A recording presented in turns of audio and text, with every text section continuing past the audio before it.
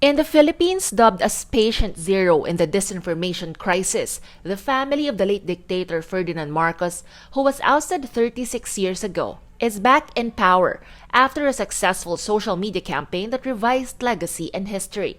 The son, Ferdinand Marcos Jr., is now the president-elect of the country, garnering an overwhelming 31 million votes.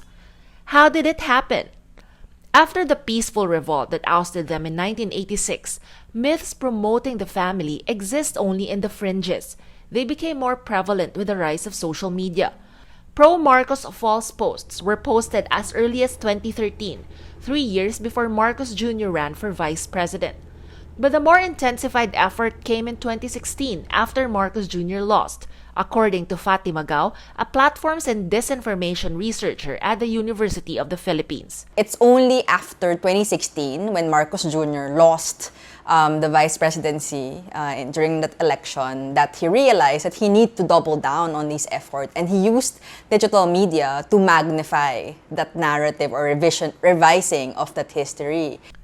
Through distortion of facts, myth-making, and denialism, the brutal Marcos regime was packaged as the golden era of infrastructure. The ill-gotten wealth of the family, backed with court documents and reports, was whitewashed, with posts falsely claiming that the family was given thousands of metric tons of gold and therefore did not steal money.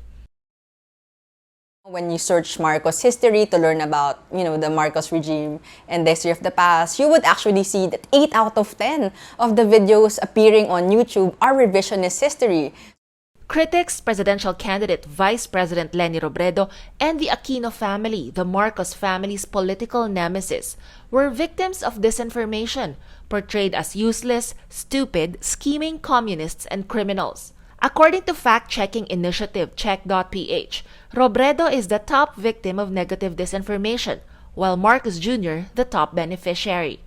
The Marcos camp relied heavily on videos posted and shared on Facebook, YouTube, Twitter, and TikTok. Marcos himself has consistently posted his own vlogs on YouTube and Facebook. Marcos denied having trolls and claimed he is the victim of fake news, but influencers and vloggers promote his narratives and false claims.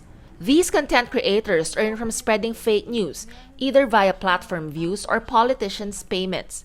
Gao said, they enjoy tremendous popularity thanks to their authenticity. I think that the Marcoses have succeeded in this because they have a multi-platform, approach to revising history and actually manufacturing popularity for Marcos Jr. himself because he didn't have a stellar political career at all. Why are they more authoritative right now even if they don't have the credentials, right?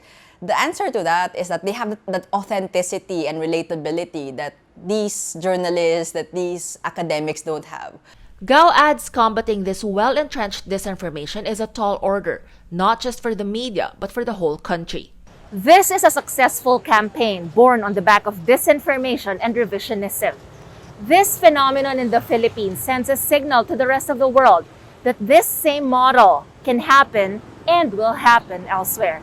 And if no one, especially platforms, act sooner, more history and facts will be whitewashed one post at a time. Camila Lamia, C Today, Manila.